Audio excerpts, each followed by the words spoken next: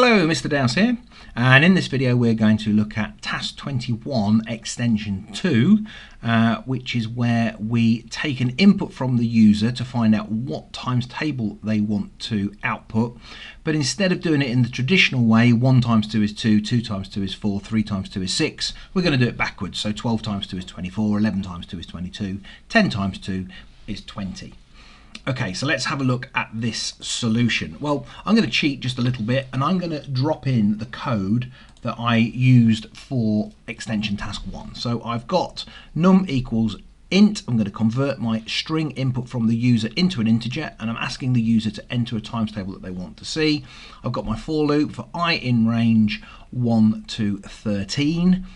Starting at 1, ending at 12, because it always stops 1 less than the number. It's always less than 13. Then I had I, which is 1, times the number, which in this case we'll say is 2, equals I times num. So 1 times 2 is 2, 2 times 2 is 4, 3 times 2 is 6.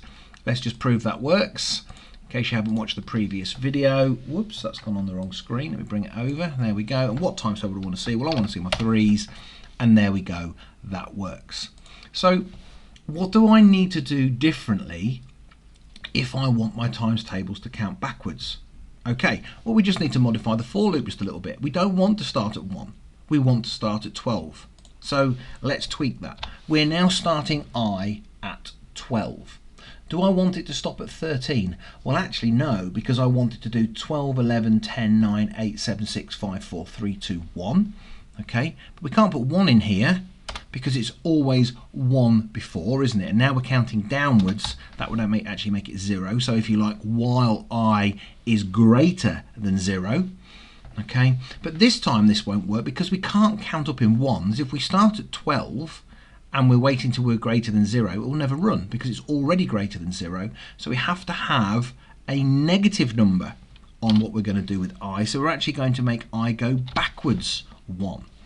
Okay, so we're going to start at 12, we're going to go down to 11, 10, 9, 8, 7, 6, 5, 4, 3, 2, 1. When it gets around to 0, 0 is equal to 0, so the loop breaks and it finishes the program. So all I had to do was change my for loop very, very slightly. I want to start at 12, I want to end when it's greater than 0, when it's no longer greater than 0, and I want to decrement I by 1 each time, so it goes 12, 11, 10, 9, etc. Let's have a look. So we're going to run our code. Oh, again, it's popped up on the wrong screen, don't know why. And I want to see the 2 times table, because we all know that one, and there we go. 12 times 2 is 2, 11 times 2 is 22, 10 times 2 is 10, all the way down to 1 times 2 is 2. Let's do something a little bit more complicated that we might not know off the top of our head. Let's do our 678 times table, and there we go. I'll leave you to work that out on a calculator and prove that that's correct. And that is task 5, no it's not, it's task 21, extension 2, done. Thanks for watching.